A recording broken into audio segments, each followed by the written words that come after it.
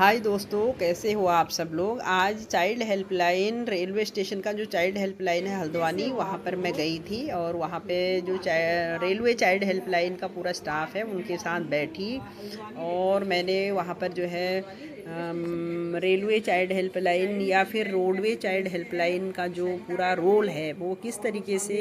बेगरिंग वाले जो बच्चे हैं, भिक्षावृत्ति वाले बच्चे हैं, जो रेलवे और रोडवेज के आसपास जो बच्चे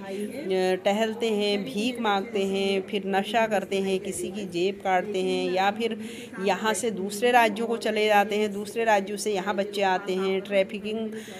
में बच्चे किसी गलत लोगों के हाथ में चले जाते हैं, तो बच्चों का जो बचपन है पूरी तरीके से वहाँ पर प्रभावित होता है। तो उन बच्चों को वहाँ से रेस्क्यू करके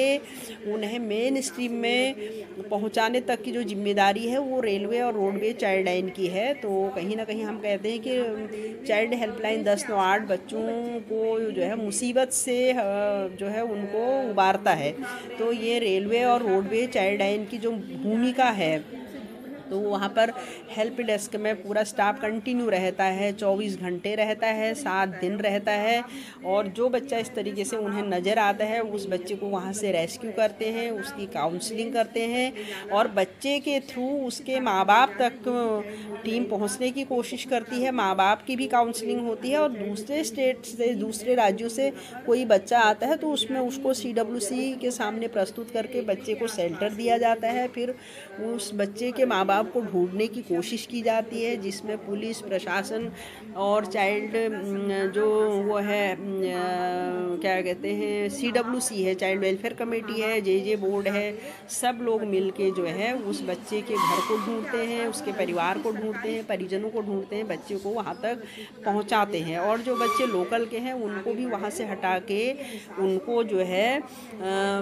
एजुकेशन के मेन स्ट्रीम पर उनको उन बच्चों को डाला जाता है, उनको शिक्षा से जोड़ा जाता है, क्योंकि बच्चा जो है देश का भविष्य है। और बहुत बड़ी तादाद में बच्चे जो है वो बचपन से ही भिक्षावृत्ति में लिप्त होते हैं। उनको नहीं पता है उनका फ्यूचर कहाँ है, क्या है, कैसा है। बस वो लोगों से जो है 1 रुपया 2 रुपया दिन भर वो भीख मांगते हैं, फिर उनके पास फ्री का पैसा आता है, फिर वो नशा भी करते हैं, फिर उनको पैसे की ललक लगती है तो वो बच्चे किसी की जेब से भी हाथ साफ करते हैं। तो एक बुराई के साथ बहुत सारी बुराइयां जुड़ी हैं और बच्चा उस दलदल में धंसते जाता है। तो इसलिए हमें भी कोशिश करनी चाहिए कि ठीक है, टीम अपनी जगह काम कर रही है, रेलवे चाइल्ड लाइन की भी, रोडवे चाइल्ड लाइन की भी, लेकिन हमें भी अगर कभी हम ट्रैवल कर रहे हैं, कहीं से आ रहे हैं, जा रहे हैं, तो रेलवे और रोडवेज के आसपास हमें कोई बच्चा अगर संदिग्ध दिखता है तो हम 1098 पे कॉल करें और वो टीम तुरंत उस बच्चे को वहाँ से जो है 1 घंटे के अंदर में टीम बच्चे को वहाँ से हटाती है, रेस्क्यू करती है और अपने पोजीशन में लेती है। और उचित जहाँ पर जिस कमेटी को अथॉरिटी है कि उस बच्चे को फर्दर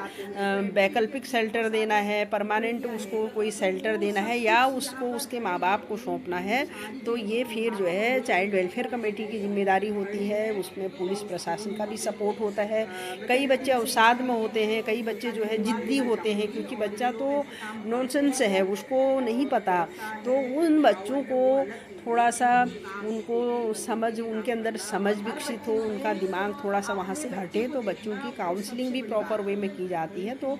हर दवाई बच्चे के लिए, हर दवाई का मर्ज उस पूरा उसमें सिस्टम में है। Thank you.